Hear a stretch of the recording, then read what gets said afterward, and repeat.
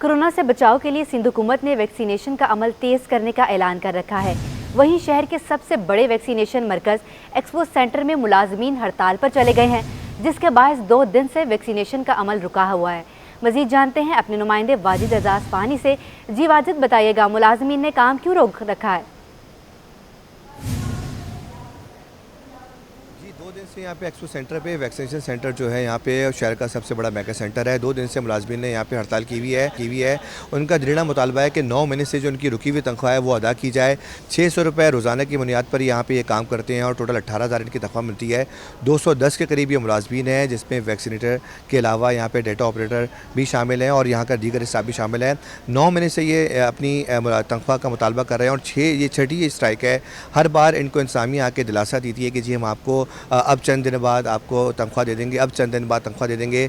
यहाँ पे 2 कंपनीज़ के गिर्द भी इनको पहले लटकाए रखा। पहले कहा कि सिफायर के लोग जिन्होंने हायर किए हैं उनको तनख्वाह सिफायर देगी। फिर उसके कहा कि जी जो डीजी हेल्थ है वहाँ से सिंध गवर्नमेंट की तरफ से इनको तनख्वाह आएगी, लेकिन एक बार भी इनको तनख्वाह नहीं दी गई। और यहाँ पर जब आज सुबह जब हम हमारी सिटी 21 की टीम यहाँ पर पहुँची है तो यहाँ पर आवाम का बड़ी तादाद यहाँ पर मौजूद थी, लेकिन फिर भी चूँकि डेटा ऑपरेटर एंट्रीज़ ने हड़ताल की हुई थी तो वो मायूस होकर वापस जा रहे थे। लेकिन यहाँ पर जो वैक्सीनेशन सेंटर के इंचार्ज डॉक्टर राजकुमार वो अब से कुछ देर पहले एक्सपो सेंटर पे आए हैं और उन्होंने यहाँ पे खुद आकर वैक्सीनेशन का लगवाने का काम शुरू किया। लेकिन चूँकि पासवर्ड उनके पास नहीं था तो फिर ये मैनुअल हाथ से डाटा एंट्री करने लगे, जिसके सिलसिले में बहुत सारी आवाम मायूस होकर जाने लगी, क्योंकि उसकी वजह यह है कि जो हाथ से लिखी जाने वाली डाटा एंट्री है उसका नादरा में रिकॉर्ड नहीं होता। इस वक्त हमारे साथ यहाँ पर मौजूद हैं डाटा एंट्री ऑपरेटर के एक ज़िम्मेदार। हम इनसे बात करेंगे कि इनका बेसिक मुतालबा क्या था और क्या वजह है कि अब तक इनको सैलरी नहीं दी गई है। सर, हमारा मुतालबा तो सिर्फ सैलरी का ही है, जो हमारी 9 मंथ की सैलरी है। बट यहाँ जो भी आ रहा है वो सिर्फ और सिर्फ कोई ना कोई बहानेबाजी करके जा रहा है। अभी एजीसन बंद करवा दिया इन्होंने, बकौल इनके कि 16 तारीख तक का लेटर निकला हुआ था कि एजीसन खुल जाएगा 16 तारीख के बाद। अब जब हमने स्ट्राइक करी तो उन्होंने कहा कि एजीसन और 2-4 दिन बंद रहेगा। तो एजीसन ने कोई गवर्नमेंट लेटर पास नहीं किया कि हम और 2 दिन बंद करेंगे। इतना बड़ा सेंटर है वो एजीसन, वो अपनी मर्ज़ी से बंद हो सकता है। हमारी सैलरी देने के टाइम पे कोई ना कोई इनके पास बहाने हैं कि ये बंद हो गया, वो बंद हो गया, यहाँ सॉफ्टवेयर नहीं चल रहा, यहाँ अपडेट नहीं है, फ़ंड नहीं है। तो मई से अब तक का जो हमारा फ़ंड था वो कहाँ गया? अभी ये डायरेक्टर भी आए हैं यहाँ। इस वक्त डायरेक्टर कराची डायरेक्टर अकरम सुल्तान साहब हम यहाँ पे आए हैं। मैं अपने कैमरामैन आसिफ शफी से कहूँगा कि इनके पास चले, इनसे बात करें। अस्सलाम वालेकुम डॉक्टर साहब सिटी 21 से हूँ। यहाँ पे मुलाजमीन ने हड़ताल की हुई है। आपका कल ये बयान सामने आया था कि जी हमने मुलाजमीन को हड़ताल पे कहा है कि जी काम शुरू करें और मुलाजमीन राज़ी हो गए, लेकिन आज हम ये देख रहे हैं कि एक बार फिर यहाँ पे हड़ताल जारी है और आवाम बड़ी तादाद में यहाँ से वापस आ रही है। तो कब तक ये हड़ताल ख़त्म होगी? इनकी सैलरीज कब आप इनको देंगे? देखिए, मेरा काम सैलरी देना नहीं है, पहली बात तो ये है। आपने मुझे आते ही रोक लिया, मुझे नहीं पता था कि आप अंदर इंटरव्यू कर रहे हैं। ये बच्चे बिल्कुल हकदार हैं, इनकी बात जायज़ है। अब एजी ऑफिस ने अपने सर्वर बंद किया और उन्हें मेरे पास नोटिफिकेशन है, अगर आप कहें मेरे पास मैं कि 18 तारीख तक हमारा सर्वर बंद रहेगा। सर्वर से ये मुराद है कि जिससे उनकी पे स्लिप्स बनती हैं। हमारे पार्ट पे कोई डिले नहीं है। सेक्रेटरी साहब ने स्पेशल इंस्ट्रक्शंस की बुनियाद पे इनका ये कर दिया, यानी मार्च अप्रैल तक सितंबर तक। ये ज़रूर है कि कोई ऐसा लाएअमल होना चाहिए कि आइंदा ये ऐसा ना हो। मैं कल इनसे आगे मिला था, बड़े अच्छे बच्चे हैं, ऐसी बात नहीं है। हमने ये कहा कि आप थोड़ा सा सब्र कीजिए। आज भी मेरी सेक्रेटरी साहब से बात है, कल भी मेरी बात हुई और कोई ये पेमेंट जो है वो भी सेक्रेटरी साहब ने ही बेचारों ने दिलाई। ये हुआ कि क्लैरिकल लेवल पे कुछ डिले हुआ, जैसा कि हमारे मुल्क में होता है। जब वो एजी ऑफिस में कल उनसे बात की, आप भेज दें, अभी कर देते हैं। फिर हम शाम को पता किया, उन्होंने कहा जो सर्वर नहीं खोल रहे हैं। अभी सुबह गए, उन्होंने भी सर्वर खोल रहे हैं। उससे मुराद ये चीज़ें पाइप अप हो गई, चीज़ें एजी ऑफिस में चली गई। अगर 1-8 दिन की डेट है तो वो इस तरह स्ट्राइक से तो सही नहीं है तरीका का। लेकिन डॉक्टर साहब बच्चे तो देखें गुज़िश्ता 9 महीने से अपनी सैलरी का मुतालबा कर रहे हैं और पहली स्ट्राइक नहीं की है, छठी स्ट्राइक है।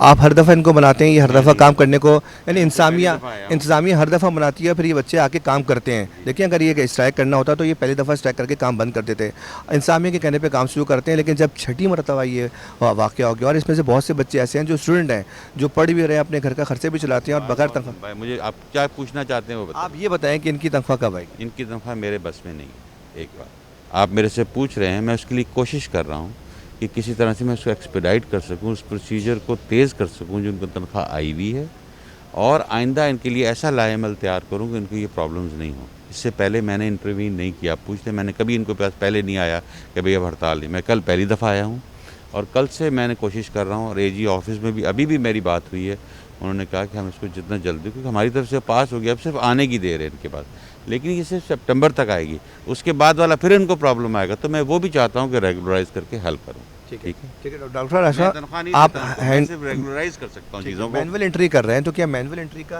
डाटा एंट्री नादरा में रिकॉर्ड होता है? मैनुअल एंट्री के बाद हम लोग क्या करेंगे, हमारे ऑफिस में जो ना डेटा एंट्री का बंदे बैठे हुए हैं, वहाँ से हम उसकी एंट्री करा लेंगे। क्योंकि हमें मरीजों यहाँ पे जो क्लाइंट रहते हैं उनको तो परेशानी करना है ना।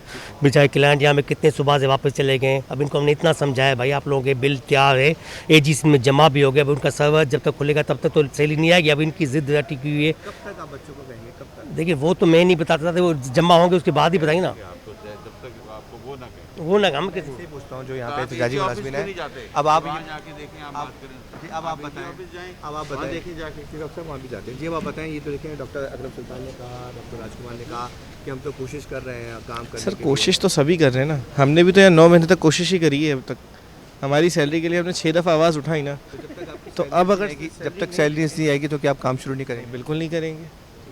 आपको लग रहा है कि अगर हम काम शुरू कर देंगे तो सैलरी 2 दिन में आ जाएगी? अगर ऐसा होता तो पहली स्ट्राइक में नहीं आ जाती। जबकि कासिम सुमरो ने मीडिया पे भी बयान दिया था कि बकरा ईद से पहले सैलरी दे देंगे वो। तो वो बकरा ईद कौन सी थी, बस हमने ये नहीं पूछा था उनसे, क्योंकि ईदें तो 2 गुजर चुकी हैं अब तक। तो आपको लग रहा है कि बिना स्ट्राइक के अगर यहाँ काम हो सकता है तो हो जाए। आसिफ शिफ से कहूँगा कि वो वैक्सीनेशन सेंटर पे जो लोग आ रहे हैं उनकी तरफ भी चले। देखिए यहाँ पे लोगों ने डॉक्टर राजकुमार के कहने पे लाइन तो लगा दी है, बैठ भी गए हैं वैक्सीनेशन करने, लेकिन चूंकि अब कंप्यूटर सारे बंद हैं और पासवर्ड इन लोग के पास है, लड़कों के पास, वो नहीं दे रहे, तो मैनुअल हाथ से ये एंट्री कर रहे हैं। आप देख सकते हैं यहाँ पे कि आवाम आ गई है। ये बूस्टर वाले की लाइन है और वो वाली लाइन जो पहली वाली जो लाइन है वो उन लोगों के लिए जो पहली और दूसरी वैक्सीनेशन सेंटर के लिए काम कर रहे हैं। जी ठीक है वाजिद, आपका बहुत शुक्रिया।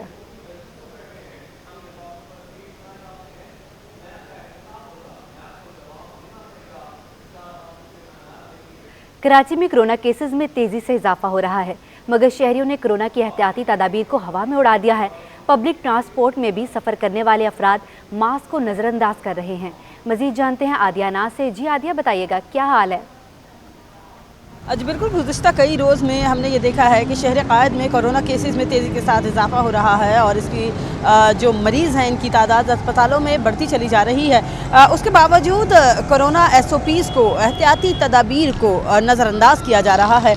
चाहे वो तफरीही मुकामात हों या कोई भी पब्लिक प्लेस हो, वहाँ पर भी हमने ये देखा है कि लोग SOPs पर अमल दरामद नहीं कर रहे हैं। यही हाल पब्लिक ट्रांसपोर्ट का भी है।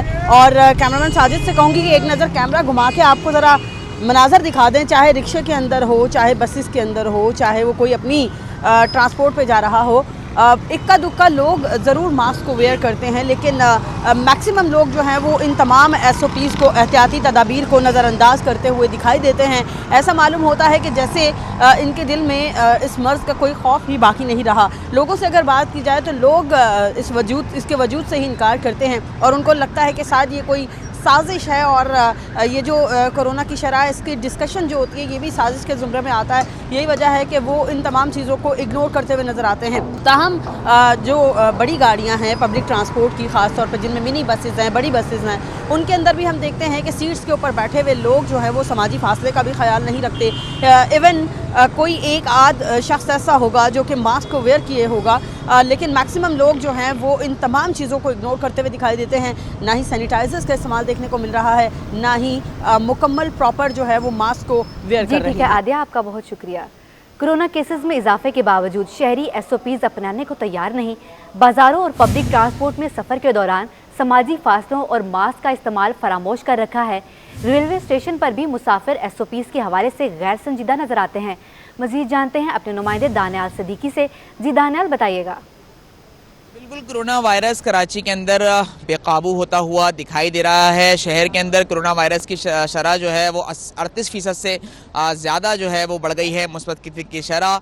उसके बावजूद सूरत हाल शहर की ये है कि आवाम जो है बड़ी तादाद के अंदर कोरोना से बचाव के तदबीर पर जो है वो अमल करते हुए हमें नहीं दिखाई दे रहे। इस वक्त हम मौजूद हैं रेलवे कैंट स्टेशन के ऊपर कि जहाँ पर सूरत हाल ये है कि आवाम की बड़ी तादाद है कि जिसने हुकूमती अहकामात को हवा में उड़ा दिया है। आवाम की बड़ी तादाद मास्क का इस्तेमाल नहीं कर रही, फासले का बिलखुसूस जो है वो ख्याल नहीं रखा जा रहा। यहाँ पर ये बात बताना भी निहायत अहमियत का हामिल है कि जो लोग कुली हजरात जो हैं, जो लोगों को मावनत फराहम करते हैं सफ़र के दौरान, उनके सामान की तरसील का अमल हो या उनके सामान को एक प्लेटफॉर्म से दूसरी प्लेटफॉर्म तक पहुँचाना हो, कुली जो है उन्होंने भी बड़ी तादाद के अंदर मास्क नहीं पहना हुआ, उन्होंने मास्क नहीं लगाए हुए और आवाम की जो तादाद है वो भी कोरोना से बचाव के तदबीर जो SOPs हैं उस पर अमल करती हुई हमें नहीं दिखाई दे रही।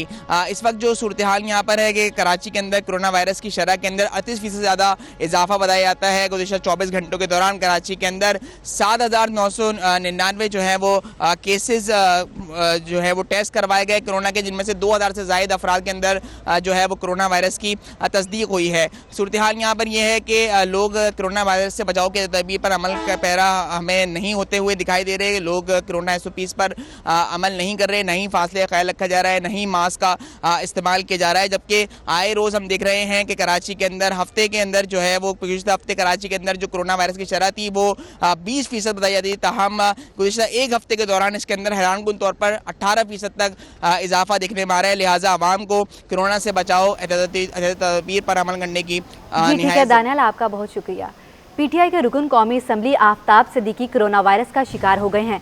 आफ्ताब सिद्दीकी ने रिपोर्ट मस्बत आने पर खुद को करंटीना कर लिया है। मजीद जानते हैं अपने नुमाइंदे हसन अब्बास से। जी हसन अब्बास, बताइएगा। बिल्कुल रुकन कौमी असम्बली है NA 247 से आफ्ताब सिद्दीकी साहब, जिनको जो है वो कोरोना वायरस का शिकार हुए हैं। और आफ्ताब सिद्दीकी से जब मेरी बात हुई तो उन्होंने ये कहना था कि 2-4 रोज से जो है वो उनको सिम्टम्स से हल्का बुखार हो रहा था उन्हें, उसके अलावा जो है उनको फ्लू था, जिसके बाद जो है उन्होंने फौरी तौर पे कोरोना टेस्ट करवाया जो कि मुस्बत आया और उन्होंने खुद को जो है वो घर में करंटीना कर लिया है और उन्होंने अपील की है कि आवाम उनके लिए दुआ करें। जी ठीक है हसन, आपका बहुत शुक्रिया। मुराद अली शाह की ज़ेर सदारत काबीना के इजलास में 9 मुख्तलिफ मनसूबों के लिए 58 बिलियन रुपए की मंजूरी दे दी गई है। नई पेंशन स्कीम की मंजूरी भी दे दी गई है। आपको बताएं, वज़ीर आला सिंध मुराद अली शाह की ज़ेर सदारत इजलास हुआ है। इजलास में 9 मुख्तलिफ मनसूबों के लिए 58 बिलियन रुपए की मंजूरी दे दी गई है। आपको बताएं, वज़ीर आला मुराद अली शाह की ज़ेर सदारत काबीना का इजलास हुआ है। 9 मुख्तलिफ मनसूबों के लिए 58 बिलियन रुपए की मंजूरी दे दी गई है। नई पेंशन स्कीम की मंजूरी भी दे दी गई है। मजीद जानने के लिए बात करते हैं इक़्तिदार अनवर से। जी इक़्तिदार, बताइएगा। आपका वज़ीर सिंध की सरबराही में सिंध काबीना का एक गैर मामूली इजलास जारी है। इजलास में बहुत सारे अहम फैसले, जिनमें खास तौर पर पब्लिक प्राइवेट पार्टनरशिप के तहत 7 मनसूबों के लिए 58 अरब रुपए की मंजूरी दी गई। इसके अंदर माड़ीपुर एक्सप्रेसवे, लिंक रोड और दूसरे मंसूबे शामिल हैं। इसके अलावा NICH के डायरेक्टर का एक मसला चल रहा था, उन्हें भी 3 साल के लिए डॉक्टर रजा जमाल को अपॉइंट कर दिया गया है। इसके साथ साथ सिंध में एम्प्लॉयज को इस बात की अपॉर्चुनिटी दी गई है कि अगर वो चाहें तो 25 साल जॉब या 55 साल की उम्र में रिटायरमेंट ले सकते हैं। इसके अलावा सिंध हुकूमत ने सूबे में फिजियोथेरापी काउंसिल की मंजूरी दी है। इससे 52 यूनिवर्सिटी में जो फिजियोथेरापी इंस्टीट्यूट है उनमें 5 साल के डॉक्टरेट ऑफ फिजियोथेरापी का जो मंसूबा है उसे शुरू करने में आसानी होगी। इसके अलावा सिंध काबीना ने इस बात की मंजूरी दी है कि जितने ही मेगा प्रोजेक्ट हैं उनकी फाइल का जो मुश्तरका नंबर जो है वो लगाया जाएगा और मंसूबे के एंड तक वही नंबर जो है वो काम करेगा। सिंध काबीना का इजलास जो है जारी है, मजीद फैसले आने की तवक्का है। जी ठीक है इक़्तिदार, आपका बहुत शुक्रिया। सिंध के नए बल्दियाती कानून के खिलाफ जमात इस्लामी का सिंध असम्बली के बाहर धरना मुसलसल 19वें रोज़ भी जारी है। जमात इस्लामी हल्का ख़वातीन ने 20 जनवरी को मेन हसन स्क्वायर पर ख़वातीन का सबसे बड़ा धरना देने का ऐलान किया है। मज़ीद जानने के लिए बात करते हैं इक़्तिदार अनवर से। जी इक़्तिदार, बताइएगा, ताज़ा तरीन सूरत हाल से आगाह कीजिएगा। जनाब आपका जमाते इस्लामी का सिंध असम्बली के बाहर बल्दियाती कानून के खिलाफ जो धरना है उसका आज 19वां रोज़ है। गुज़िश्ता रोज़ इस बात की उम्मीद हो चली थी कि इसके सिंध हुकूमत और जमाते इस्लामी के दरमियान जो मुज़ाकरात होंगे, लेकिन रात गए तक ये मुज़ाकरात जो है वो शुरू ना हो सके। तो जमाते इस्लामी ने जुमेरात के रोज़ हसन स्क्वायर पर, जो कि मेन यूनिवर्सिटी रोड है, वहाँ पर ख़वातीन के सबसे बड़े धरने का ऐलान किया है। तो लगता है ऐसा है कि अब जमाते इस्लामी का जो सब्र का पैमाना है वो लबरेज होता जा रहा है और ये तहरीक जो है वो यहाँ से निकल कर अब शहर के मुख्तलिफ हिस्सों में पहुँच जाएगी। जमात इस्लामी का ये भी मौक़िफ़ है कि वो शहर भर में 2000 कॉर्नर मीटिंग का एहतमाम कर रही है, जिसके बाद शहर की तमाम बड़ी शराहों, जिनमें शराय फैसल, हब रिवर रोड, शराय पाकिस्तान और शराय औरंगी पर भी धरने देने का वो प्लान जो है वो रखती है। ताहम हुकूमत इस्लामी ये कहते हैं कि आज सिंध काबीना के इजलास में जमात इस्लामी से जो मुज़ाकरात है उसमें जो लोग हैं उन्हें एतमाद में लिया जाएगा। उसके बाद जमात इस्लामी से एक बार फिर जो है वो राब्ता किया जाएगा। तो हम आप देख सकते हैं मेरे पीछे इस वक्त भी धरने के अंदर जो है वो ख़वातीन, बच्चों की बड़ी तादाद है। जिस तरह की रोज़ाना की बुनियाद पर होता है कि मुख्तलिफ सेशंस का एहतमाम किया जाता है, तो इस वक्त भी ख़वातीन और बच्चों का जो सेशन है वो चल रहा है। शाम में मर्द हज़रात आते हैं और रात में काफ़ी ज़्यादा जो है कारकुनान बड़ी तादाद में शहर भर से यहाँ जमा होते हैं। तो 19 रोज़ से सिंध असम्बली के बाद ये सूरत हाल है। इतवार के रोज़ जमात इस्लामी ने शराय फैसल पर भी धरना दिया था, मार्च किया था। अब जमात इस्लामी ये कहती है कि चूँकि हुकूमत उसकी बात को सीरियस नहीं ले रही तो एहतजाज के दायरेकार को वसी किया जा रहा है और जुमेरात के रोज़ पहले सेकंड फेज के अंदर ख़वातीन का धरना जो है वो हसन स्क्वायर पे दिया जाएगा। जी ठीक है इक़्तिदार, आपका बहुत शुक्रिया।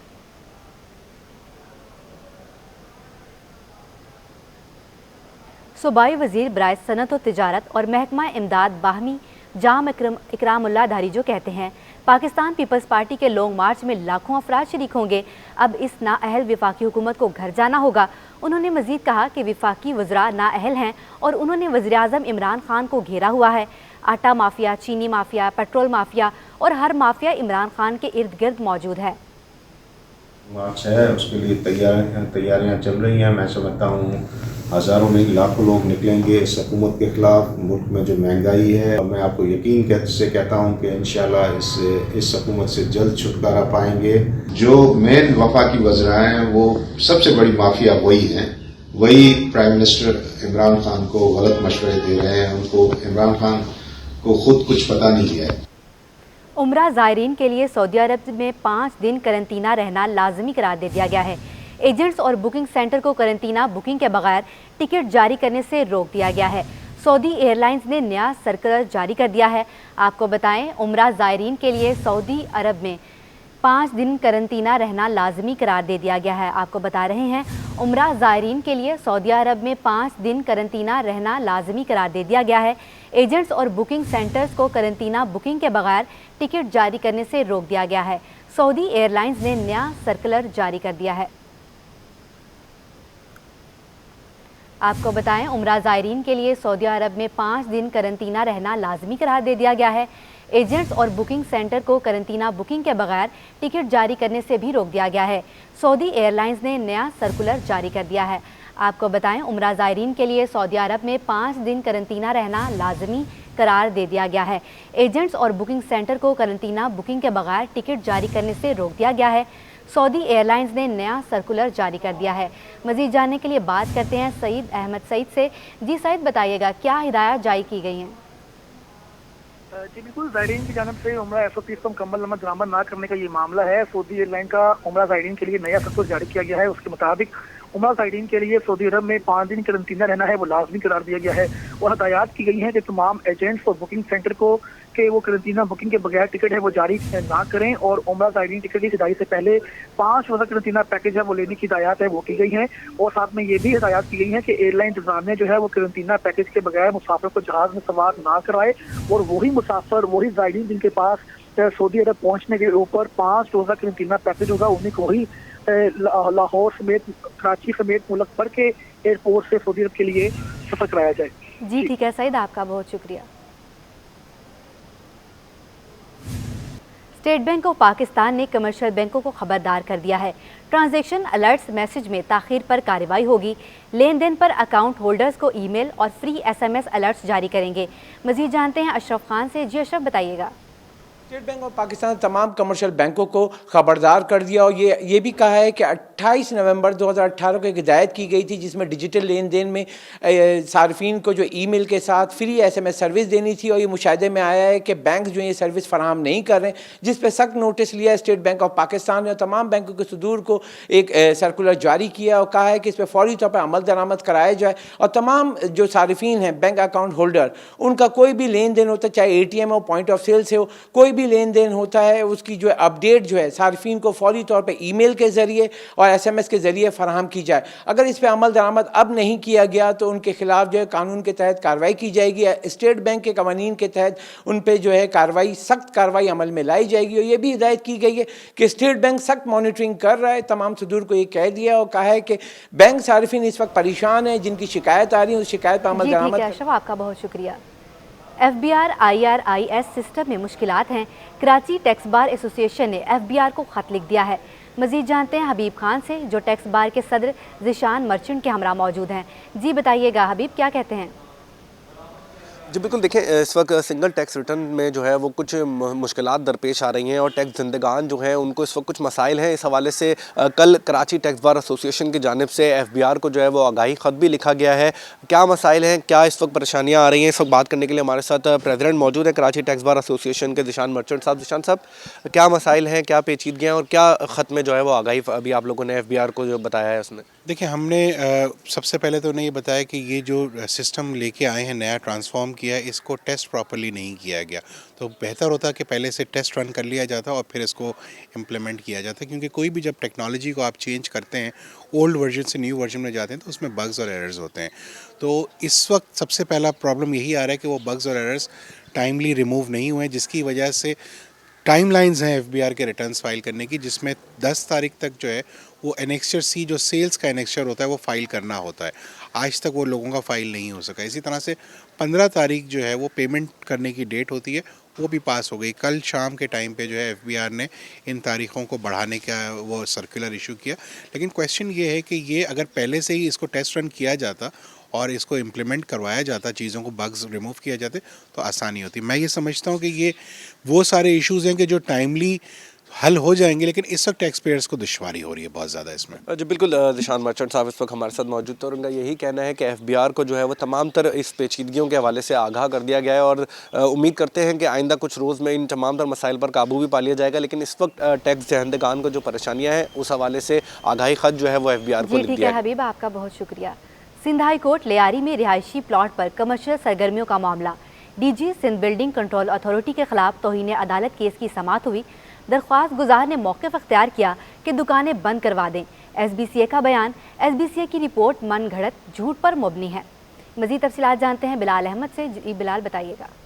लियारी में गैर कानूनी तामीरात का ये मामला है। रिहायशी प्लॉट्स पर कमर्शियल सरगर्मियों से मुतल्लिक दरख्वास्त दायर की गई थी। आज DG Sindh building control authority के खिलाफ तौहीन अदालत की दरख्वास्त की समाअत हुई है, क्योंकि दरख्वास्त गुजार के वकील का ये मौक़िफ़ था कि सिंध हाई कोर्ट ने मुतअद्दिद बार ये हुक्म दिया है कि लियारी में गैर कानूनी तामीरात के खिलाफ एक्शन लिया जाए। साथ ही अदालत ने उनकी इस दरख्वास्त में ये हुक्म दिया था कि रिहायशी प्लॉट्स पर जो कमर्शियल सरगर्मियाँ जारी हैं उन्हें फिलफौर रोका जाए। दौरान समाअत सिंध बिल्डिंग कंट्रोल अथॉरिटी के वकला भी कमरे अदालत में मौजूद थे।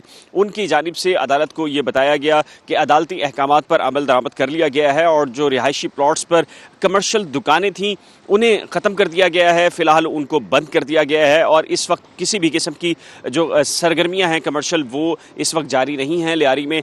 ताहम दरख्वास्त गुजार की वकील ने यह अदालत को बताया कि SBCA की जानिब से जो रिपोर्ट पेश की गई है वो झूठी है और उनके पास ताज़ा तरीन तस्वीर मौजूद हैं, जिसके मुताबिक अभी भी लियारी के इलाके में कमर्शियल सरगर्मियाँ जारी हैं रिहायशी प्लॉट्स पर, जिस पर अदालत ने इस केस की समाअत को मुलतवी किया है। सिंध बिल्डिंग कंट्रोल अथॉरिटी और जो दरख्वास्त गुजार की वकील थी उन्हें यह हुक्म दिया गया है कि आइंदा समाअत पर वो तैयारी के साथ पेश हों और अदालत इस केस की समाअत का जायजा। बिलाल, आपका बहुत शुक्रिया। कारोबारी हफ्ते के दूसरे रोज स्टॉक मार्केट में कारोबार के आगाज से मस्बत रुझान बरकरार है। 100 इंडेक्स 134 पॉइंट्स इजाफे से 45,746 की सतह पर ट्रेड कर रहा है। पाकिस्तान स्टॉक एक्सचेंज में कारोबार के आगाज पर मस्बत रुझान देखा गया है। 100 इंडेक्स 134 पॉइंट्स इजाफे से 45,746 पॉइंट्स की सतह पर ट्रेड हो रहा है। पाकिस्तान स्टॉक एक्सचेंज में कारोबार के आगाज पर टेक्निकल मसाइल के बायस वेबसाइट पर लाइव अपडेट रुक गई। ताहम टेक्निकल मसाइल को हल करने के बाद वेबसाइट लाइव अपडेट बहाल कर दी गई है।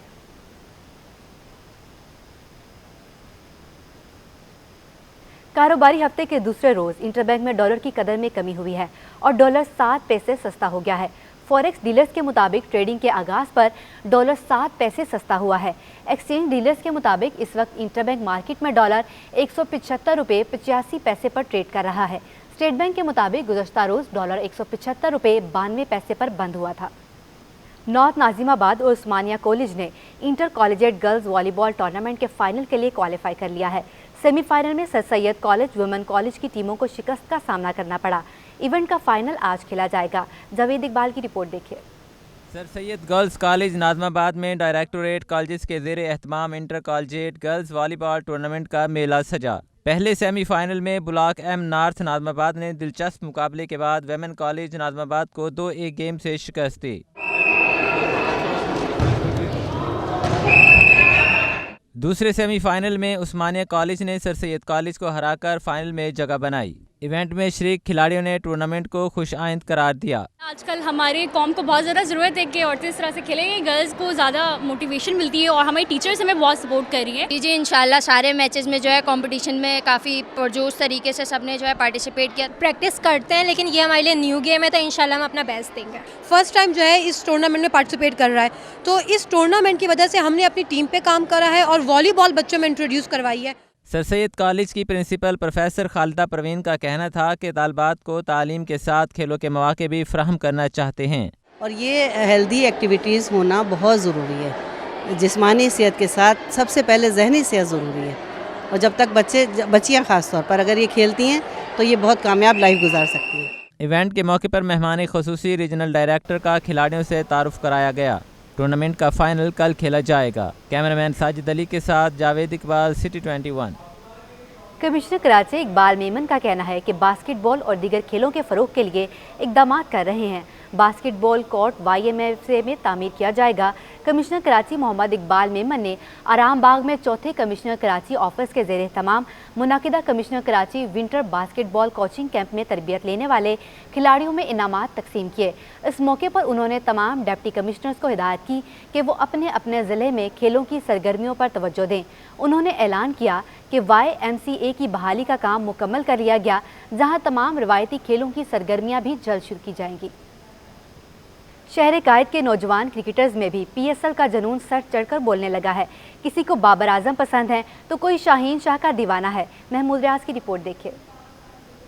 जारी शाह लीग में नौजवान क्रिकेटर्स भी मैदान में उतर रहे हैं। PSL के करीब आने से मुकामी खिलाड़ियों का जोश और जज्बा उरूज पर है। सब अपने मनपसंद खिलाड़ियों को एक्शन में देखने के लिए बेताब हैं। जी सर, सबसे बड़ी बात तो ये है कि यहाँ से हमारे को बहुत सपोर्ट होता है और यहाँ से हमारे को क्रिकेट भी सीखने को मिलती है, तो ये बड़ी अच्छी लीग हो रही है। तो यहाँ हमारे जितने प्लेयर हैं इनके लिए बहुत फ़ायदेमंद लीग है। जी मेरे ख्याल से ये लीग तो बहुत फ़ायदेमंद है क्योंकि यंगस्टर्स को चांस मिल रहा है। जो बड़े टूर्नामेंट में जिनको चांस नहीं मिलता वो यहाँ पे आके खेल रहे, परफॉर्म कर रहे हैं। PSL नौजवान खिलाड़ियों को टैलेंट उभारने का बेहतरीन जरिया है और यही वजह है कि गुज़िश्ता चंद सालों में बहुत से नए खिलाड़ी मुस्तकिल कौमी सतह पर नाम पैदा कर रहे हैं। कैमरामैन सज्जाद रईस के हमरा महमूद रियाज, सिटी 21।